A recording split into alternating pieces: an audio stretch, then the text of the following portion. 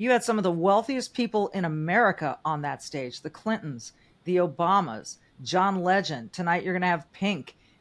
So Yeah. these are the people that are up there saying, don't take more than your fair share, and the rich got to pay. So I'm wondering how that's going over. Sometimes I think, do they really think that we're that dumb and so naive that they can present and tell us just anything and we'll go for it when we know that the booths in the United Center are going for $500,000 for corporations, and then you have all of these things that speak of wealth, and but you want us to believe that having wealth is bad and that we should somehow look side-eyed at people who have acquired wealth. That's not the way we should be as Americans, that we should want everyone to aspire to do better and live the best life that they can. Welcome to the Michele Tafoya podcast.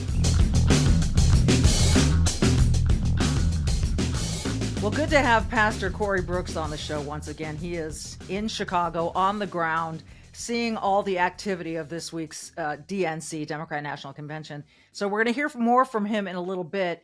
But in the meantime, thanks for joining us. Brand new episode. And last night, Wednesday night, I was in Nashville, Tennessee with the Daily Wire, and I co-hosted their coverage of the Tim Walz speech and the whole night, really. And I'm going to have some thoughts on that for you. I would like to encourage you to subscribe, give us a 4-star, 5-star, however many stars you can give us, a review, whatever. We appreciate it. Share the podcast. We are growing and we're excited about it, and we want to keep you in the fold. So keep us in your fold as well. But in the meantime, a lot to go over, but we got to get to it quickly because I don't want to drag your day down.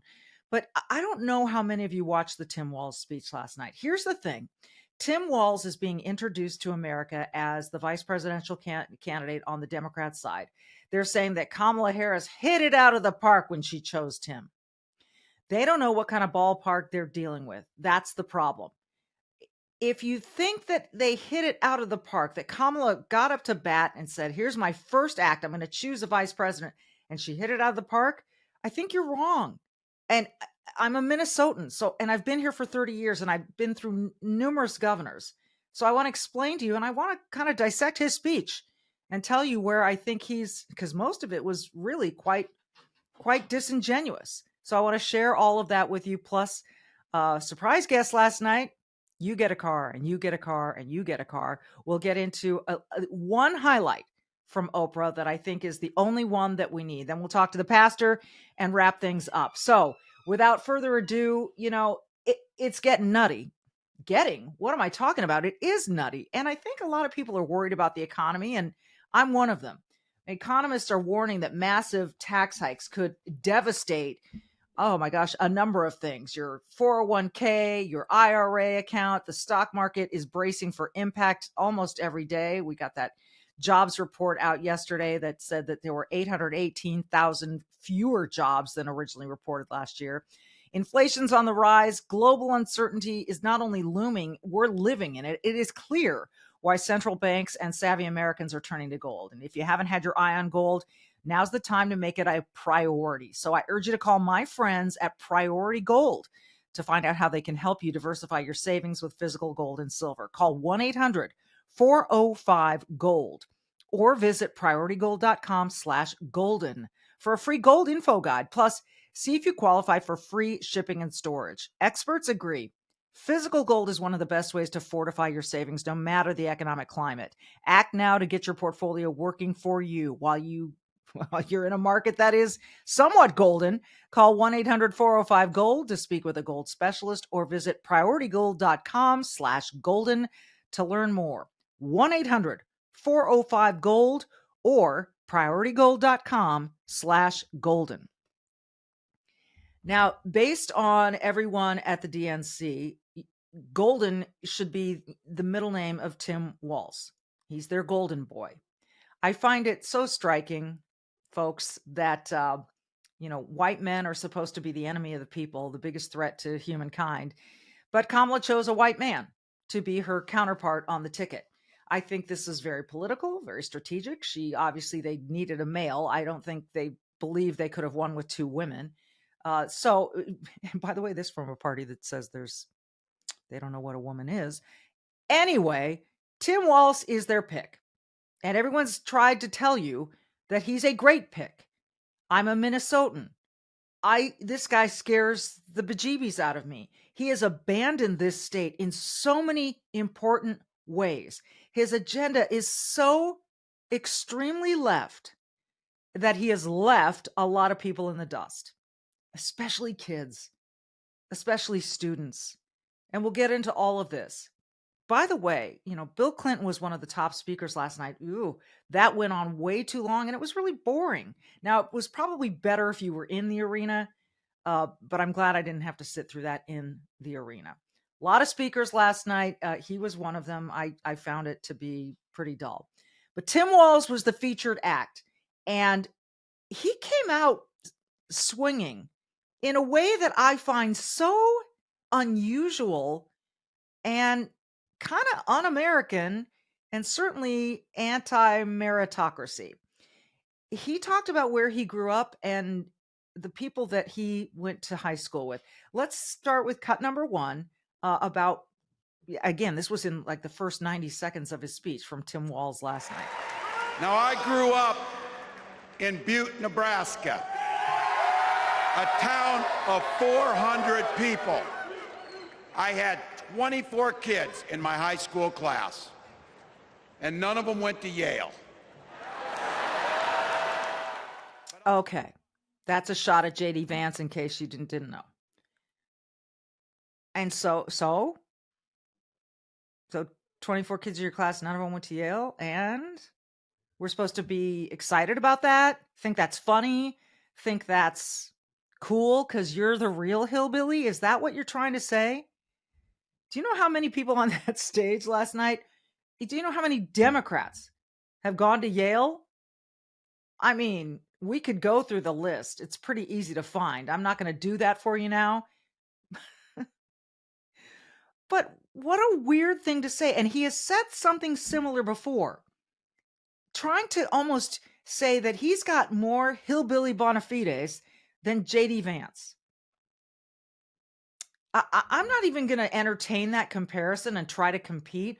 What I don't like about the whole statement is, like, there's something wrong with or bad about digging your way out of a troubled childhood of poverty and substance abuse and all of that and going to Yale. He acts as though JD ran away from his real roots to go to Yale. Isn't the American dream like what my father and mother achieved coming out of the Depression? Only kids in each of their respective families to go to college.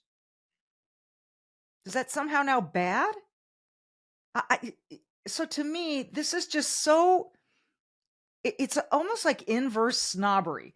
Like where it used to be, hey, you got to go to college and every kid deserves a chance to go to college, except for J.D. Vance going to Yale. In that case, it's not good for whatever reason, because he's a Republican.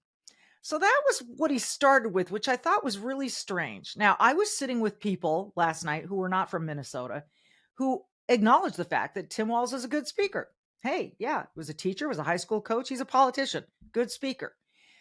But substance is what I want to get to. He went on to talk about this misinformation about books in schools. And Oprah did the same thing. Oprah was the surprise guest last night. She did the same thing. So many people have been doing this, talking about, quote unquote, banning books from public schools. All right, so this is cut number 2, and him bragging about what he's done for his schools in the public schools in Minnesota versus what some other schools have done. Let's listen to this.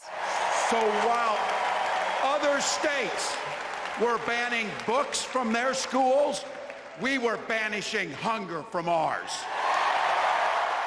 I'll tell you where that's really rich. Have you heard about the Feeding Our Future scandal here in Minnesota? We have had multiple people pleading guilty, some trying to plead not guilty, to a $250 million scheme, total fraud that was, oh, we're going to feed the kids. that they like bought jewelry and cars and property and clothes and vacation homes and trips. Feeding our future. If you want more info, if you're not a Minnesotan and you don't know, and this all happened under Tim Walz' watch, his education department let this happen. So they gave this program $250 million to feed kids, feed our future. And I don't know if a single kid got fed. I really don't. So, but the other part of it that's wrong is he said, while other states were banning books from their schools. Okay. This is like the people who say, I read banned books, or bookstores that have signs in the windows that say banned books sold here. If a book is banned, you don't have access to it. So you can't read it and you can't sell it. So understand how stupid that is. I'll say it. It's stupid.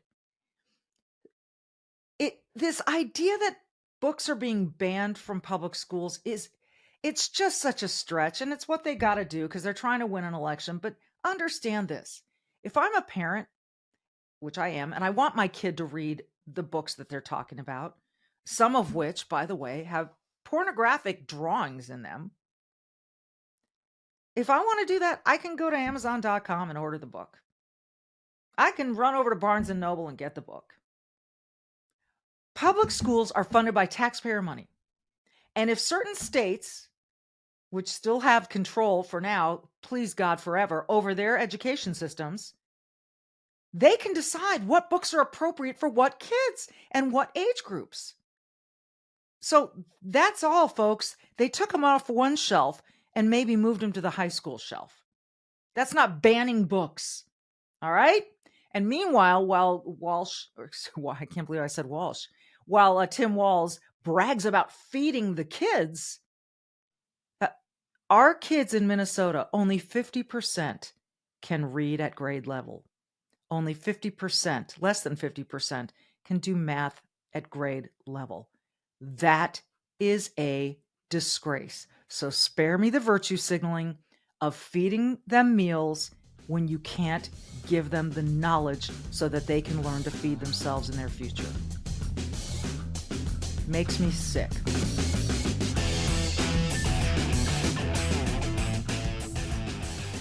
Well, Tim Walz is just another reason that this upcoming election will be as volatile as it appears it's going to be. And add to that our national debt just breaking $35 trillion for the first time ever. There really has never been a better time than now to consider what is the best way to protect your savings. So there are so many people that are concerned that if this election goes sideways, things are going to get worse.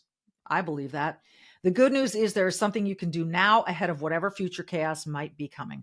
Wealth Protection Research has amazing partners that specialize in helping everyday Americans protect their retirement accounts like 401ks, IRAs, or TSPs using a loophole that allows them to convert into physical gold or silver tax and penalty free. Tax and penalty free. Find out more when you text FREEDOM to 76626 right now. That's right.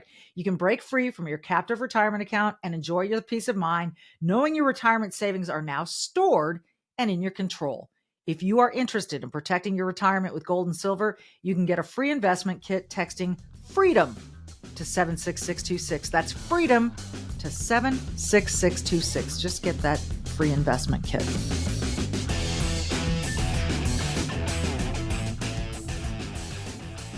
Tim Walz has been under fire for misrepresenting his record. I am grateful that he served in the National Guard, truly am. But when you go and you tell people and you even make the little coins that say your rank was higher than it was, I don't appreciate that. That shows that you're embellishing your record. And that is, I don't know what word to use. It is dishonoring the service of every other person in the military, in the armed forces, in the service.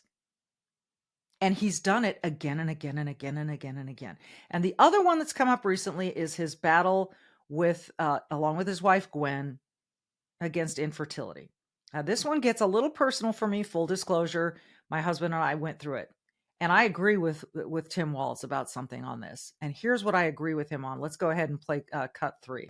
If you've never experienced the hell that is infertility, I guarantee you know somebody who has. And I can remember praying each night for a phone call. The pit in your stomach when the phone had rang, and the absolute agony when we heard the treatments hadn't worked. It took Gwen and I years, but we had access to fertility treatments. He says we had access to fertility treatments. So do a lot of people, Governor.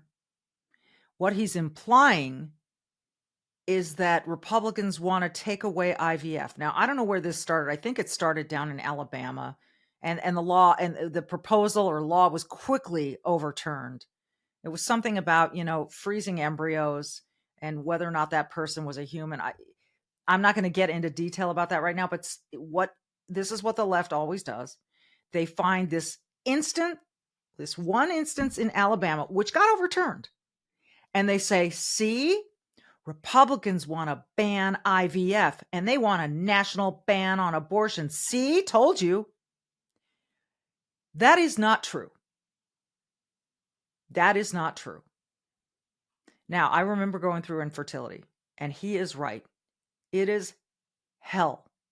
And if you haven't gone through it and you don't know anybody who has, it's hard to explain the hell that it is. It's really hard to explain. Like any experience you haven't been through, it's really hard to convey to you how painful it is. You want to grow a family and you can't. Now, my IVF, we had multiple rounds of it. It's extremely expensive. He and his wife did not do IVF. They did a different treatment. So, but he has come out and initially said, we had our kids through IVF. No, they did not. It was a different fertility treatment. And some people say, oh, tomato, what do you care? Again, this is about integrity and telling the truth and having your facts correct. I think even Jake Tapper on CNN said that you got to be accurate. And he was not. And so for those of us who spent a lot more money and went through a lot more invasive treatments, come on, just get it straight. I sympathize. It's hell. I'm only able to look back at it and be okay because I eventually had a son, just miraculously got pregnant, had a son, and then we adopted our amazingly beautiful daughter from Bogota, Colombia. So everyone, you can have a family, no matter what Tim Walz tries to scare you with, that they're going to take your IVF away. No, they're not. No, they're not. Okay, let's just be done with that. All right. Let's talk about the word freedom, which they like to use a lot. Last night was all about freedom because, your freedoms are being taken away. I know that women's freedom to compete against women is being taken away, but that's the one I'm familiar with. Let's play cut 4, John, and analyze this from Tim Walz. Freedom. When Republicans use the word freedom, they mean that the government should be free to invade your doctor's office. Corporations free to pollute your air and water. And banks free to take advantage of customers. But when we Democrats talk about freedom, we mean the freedom to make a better life for yourself and the people that you love. Freedom to make your own healthcare decisions. And yeah, your kids' freedom to go to school without worrying about being shot dead in the hall. All right. Again, great rhetoric, whatever. No, Republicans are really a small government party. And to suggest that the Republican Party writ large wants dirty air and water and wants to be in your doctor's office, I'll tell you, I think all the doctors that I talk to feel like their practices have just been completely compressed into data collection by the Affordable Care Act and other Democrat policies. So they have less freedom just to treat you, and people are getting out of the profession. It's also rich that he says freedom for your kids to go to school without fear of being shot down in the hallway. Yeah, every parent fears that, Republican, Independent, Democrat. But Tim, I'd really like my kid to have the freedom to choose the school that they want to go to, because there are so many failing schools in Minnesota, in Chicago, and elsewhere. How about that freedom? You're supposedly the party of choice. What about school choice? Your friend, Randy Weingarten of the American Federation of Teachers, is right there in your pocket. So you don't want to offer school choice. It's very, very limited in Minnesota and other places. And yes, there are some forms of it, but the public schools, the government schools, are failing so hard. So I'd like to add to your list of freedoms, the freedom to go to school of your choice. And he also said the freedom to make your own healthcare decisions.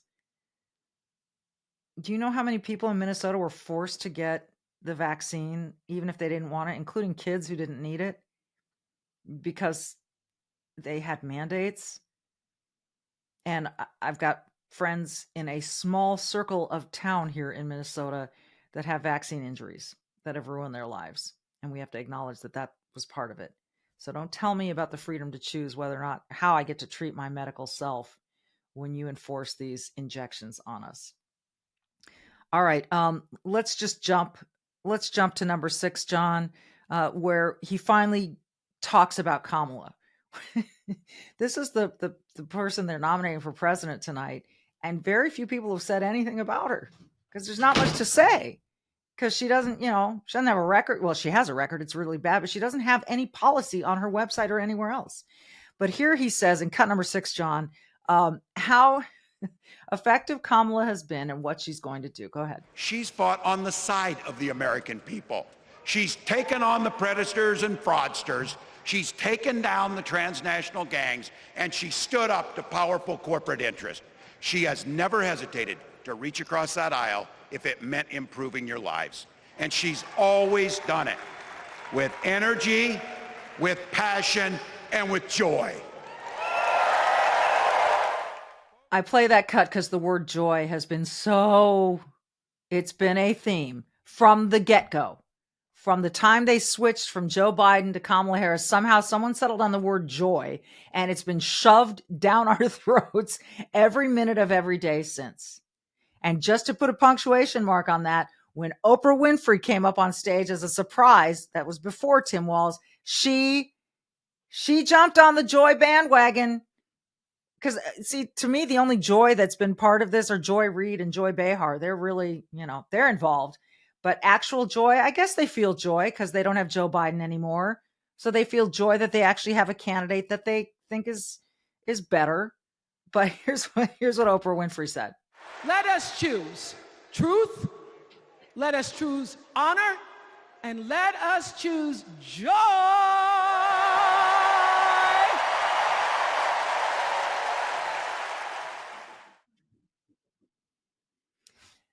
Okay.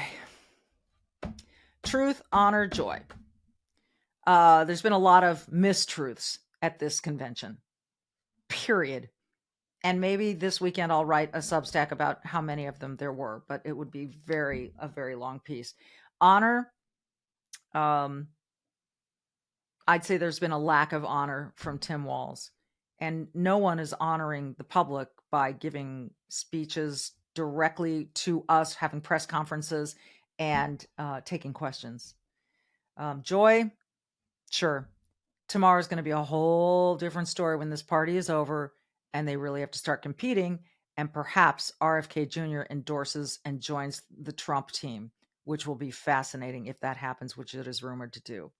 Okay, we're going to head to the streets of Chicago in a second and talk with one of our friends, Pastor Corey Brooks. He's the Rooftop Pastor. He's in Chicago. He will join us next. But first, let's hear from my friends at besthotgrill.com. I love this company. Now, football is coming back. So is tailgating.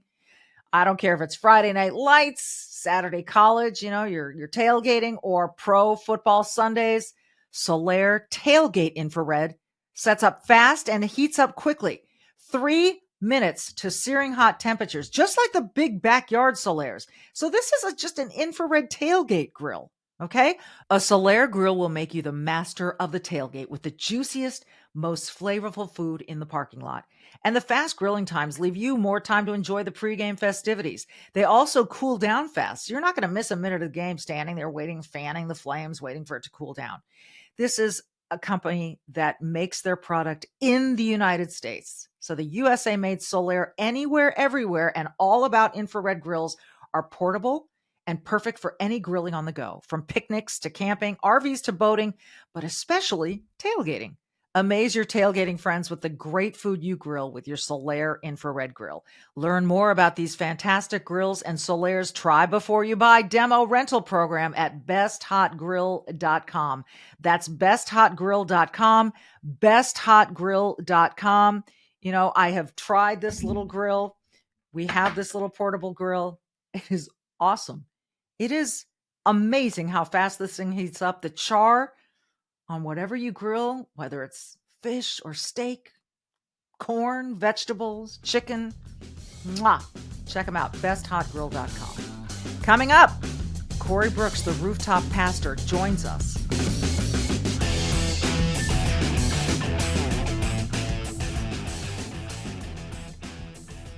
Pastor, I'm so glad you could jump back on and join us today because it's been a wild week in Chicago with the DNC there and a lot of protests.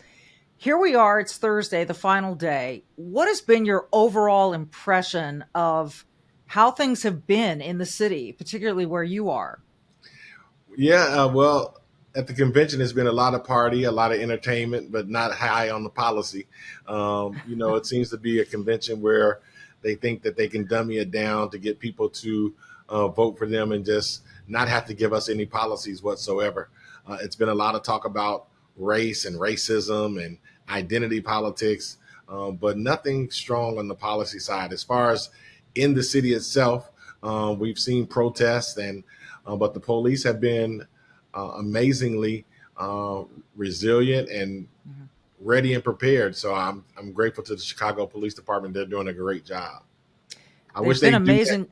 Yeah, I wish they'd have an opportunity to do that more often. It seems like they've been given a little bit more power than normal. In other words, this is a special occasion. Let's make sure nothing gets out of hand. But once this party's gone, you can go back to just letting people steal, and as long as it's under $850 or whatever.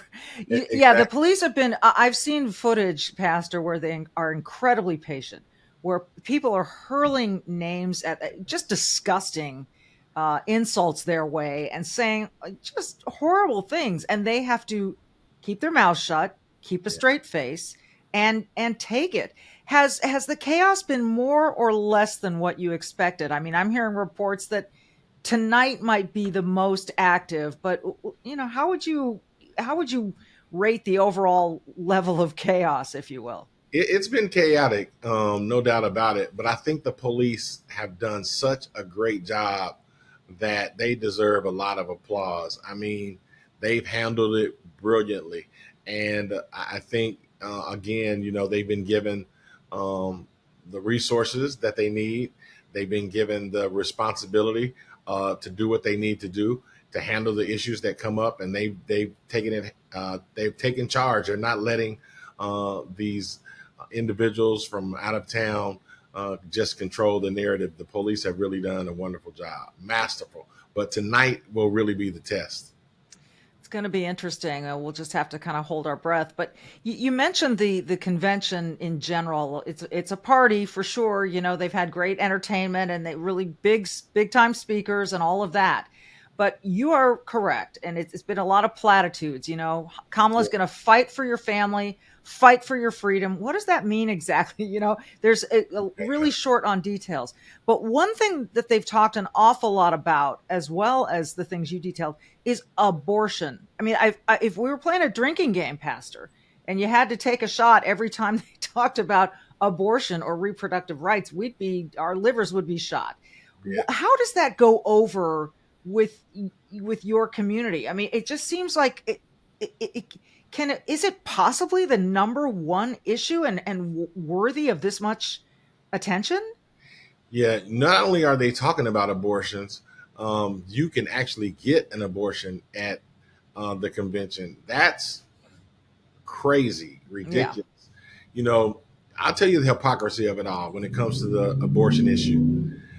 That the Democrats talk a lot about equality and equity and things like that, but I haven't heard them speak about the inequalities of abortion.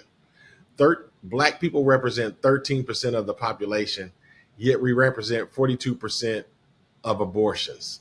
No one says a word about that.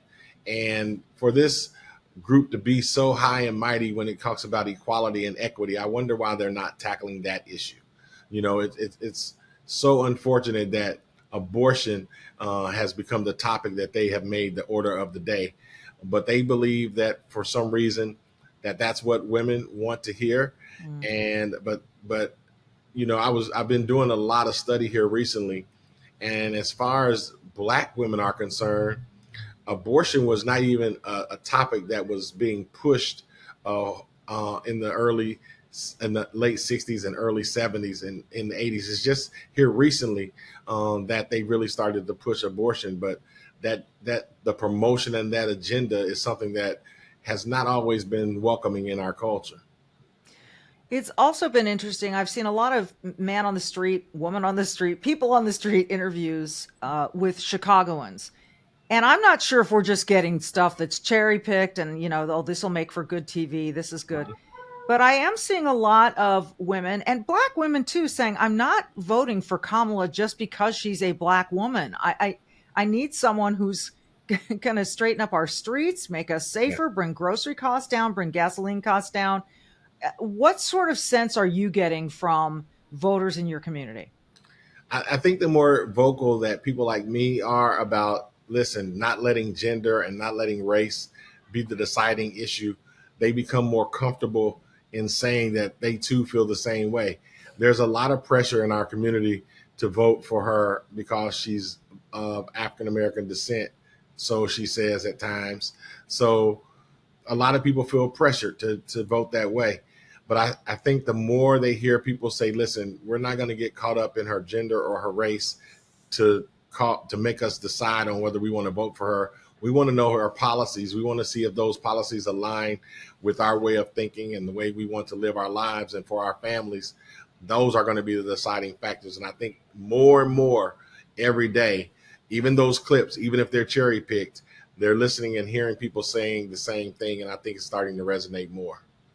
It's interesting. There are two other aspects of their platform, if you will, or at least the messaging that they've done this week that I want to talk to you about. One is that somehow it's bad to be wealthy, but at the same time, you had some of the wealthiest people in America on that stage, the Clintons, the Obamas, John Legend. Tonight you're going to have Pink. These are Pritzker is worth a fortune. These are the people that are up there saying, don't take more than your fair share and the rich got to pay. So I'm wondering how that's going over. Sometimes I think, do they really think that we're that dumb and so naive that they can present and tell us just anything and we'll go for it when we know that the booths in the United Center are going for $500,000 for corporations? When we're looking at you, tell us about taking more than you need when you have on a $5,000 outfit, including your shoes. And we didn't even count how much the purse cost, because I know there was a purse somewhere on the scene. We didn't get to see that. And nor did we count the earrings. We're just looking at the outfit. And then you have all of these things that speak of wealth. But you want us to believe that having wealth is bad and that we should somehow look side-eyed at people who have acquired wealth. That's not the way we should be as Americans, that we should want everyone to aspire to do better and live the best life that they can. And they shouldn't be penalized because they're wealthy, especially if they earned it and made it, unlike Pritzker, whose money was passed down. And I'm not against money being passed down from generation to generation. I'm glad that some people have it to pass down, but please don't make a mockery and try to make us believe that it is the way that they're saying it is.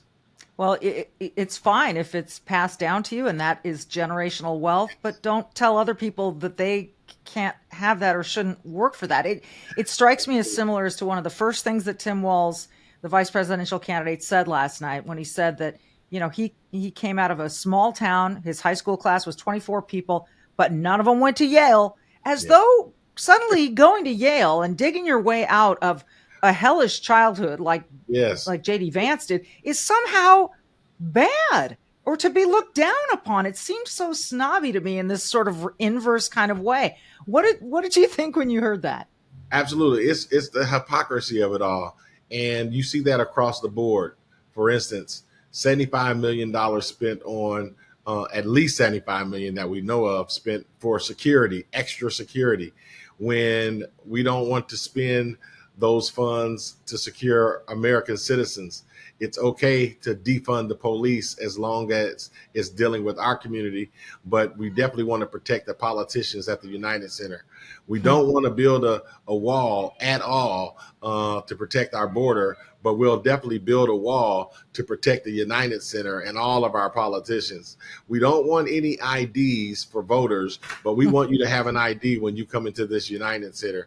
There's so much hypocrisy that goes on within the party, and I just hope and pray that people will see right through it. I'm right there with you, and I know that Chicago and Chicagoans have really been hurt by the crisis at the border because so many undocumented, illegal immigrants, however you want to call them, we know what they are, right? They're human beings, right? But they've come here illegally, Correct. Unlike the rest of us who have been tax-paying citizens and who have, we've been the spine of this country. So they come in, and not only are they welcomed into Chicago, but they're displacing your kids and all of the things that you guys need. They're somehow being prioritized over people, and you, the taxpayer in Chicago and Illinois, is supposed to foot the bill. I've seen, again, a number of interviews with people who are fed up with this. You're on the ground there. You tell me, how is this going over? You're right. People are fed up with the idea that our taxpayer money have to go toward individuals who came here illegally. It's one thing to come here illegally, but it's another thing for us to have to pay for you once you get here, to pay for your food, to pay for your housing and shelter. Those things, a lot of people in our community feel like are being put ahead of us, especially when it comes to education. Those funds that are being used to do all of those things could be used to make our schools a lot better. We have some of the most failing schools in the country. In my neighborhood, it's 4% reading proficiency, 6% math proficiency. And those funds could be utilized a whole lot better. But the sad commentary about it is it's just not even in Chicago. I was just reading here before I got on your show about in California, how they're contemplating and putting forth a bill to give illegal immigrants, an opportunity to buy a home at 0% interest and zero down.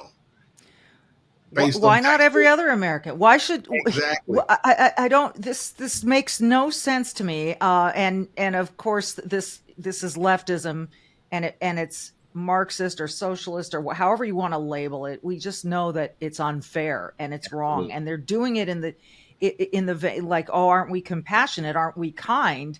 No, you're not, because look at all the people you're hurting with this. Somehow you don't care about them anymore. And I really feel like this is another thing that's angering and dividing this country. And it's really, really, really sad. But I think that people are entitled to be upset about this when they are hardworking and they're trying to get ahead. And then suddenly, you know what? We need you to move to the back of the line because we have some guests here, some newcomers that really need our help. Wait, what?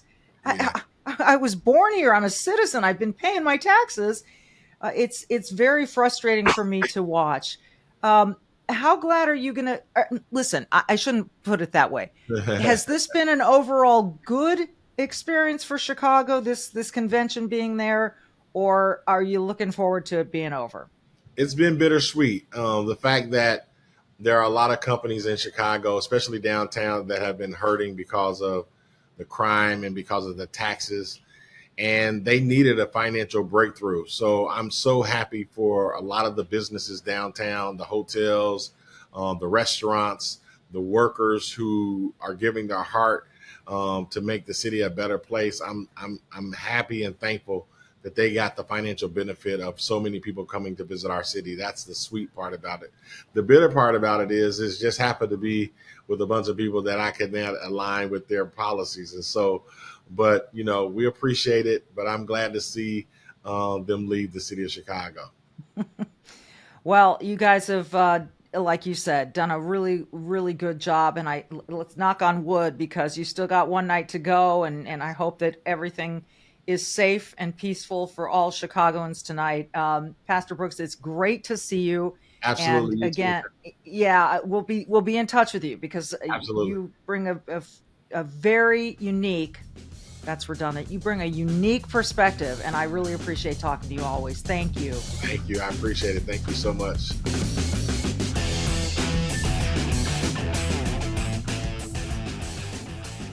Our thanks again to Corey Brooks, the Rooftop Pastor from Chicago. Hey, are you feeling overwhelmed by the increasing cost of health insurance? Have you had enough of not having control over your healthcare dollars? Introducing ShareRight, healthcare done the right way. At ShareRight, you're not just a number. You are part of a caring community. And forget about paying excessive premiums. With ShareRight, you stand to save 30 to 50% compared to health insurance. Think about what you could do with all of that savings. But it's more than just savings. ShareRight ensures you have access to the care you deserve precisely when you need it, from routine checkups to unexpected emergencies. With ShareRight, your healthcare is our top priority. Empower yourself today by taking control of your healthcare costs. Visit shareright.org/Tafoya, Tafoya, to learn more and see how much you can save. Visit shareright.org/Tafoya, Tafoya. That's ShareRight, ShareRight.org/Tafoya for healthcare done the right way.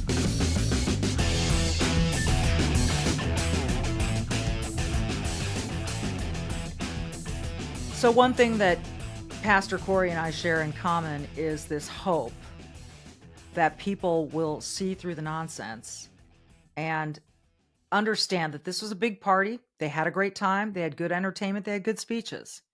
But what about substance?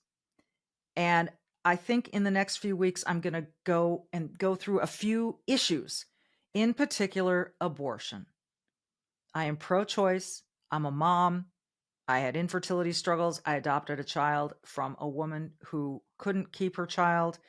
I've been through all sides of this thing, but it's not my top issue, and I'm going to tell you why. And we'll do that in an upcoming episode. The left has gone off its rocker. We see this with a guy like Tim Walz, who they want you to believe is just Mr. Folksy Midwestern. And yet he is so happy because Ilhan Omar is in Congress. And she is one of the most extreme politicians in America. So please start looking at the substance and understand what it all means with this election. We've got, 75, 74, 73 days left? Use all of them. Think really hard about what kind of future you want. The last 4 years have been abysmal. How do you think it's going to change under Kamala Harris? That's her record. That's her record. They've been in office the last 3.5, almost 4 years. That is her record. So you say you want change? And you're going to vote for the sitting vice president? I don't know how you justify that, but that's me. And we all get to vote. We all get to choose. But I just love this country too much to turn it over to a really radical, extreme left agenda. All right, we're going to see you next week. Be brave, do good. Thanks for listening.